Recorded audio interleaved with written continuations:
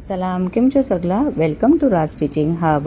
Last विडियोમાં મેં આપને એજ પર પાઇપિંગ કરતા બતાવ્યું હતું। આમાં અપર સાઈડ બતાવી રહી છું। સૌથી પહેલાં માર્કિંગ કરી લેવું કે કેટલા ડિસ્ટન્સ પર આપણે પાઇપિંગ બનાવવી છે। પાઇપિંગ નાની મોટી ના થાય એના लिए જે મશીનમાં ફૂટ પ્રેસ હોય છે એના અકોર્ડિંગ જ તે સિલાઈ કરવી। સેકન્ડ સ્ટેપ કપડાને ફોલ્ડ કરી અને જે ઓલરેડી આપણે સિલાઈ કરી ચૂક્યા છીએ એના ઉપર રિપીટ સ્ટિચ કરવું।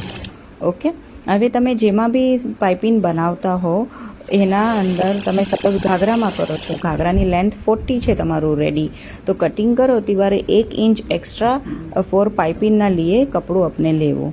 હવે થર્ડ સ્ટેપ છે એનું કે ટોપ સ્ટિચ કરીને પાઇપિંગને કમ્પ્લીટ રેડી કરવી।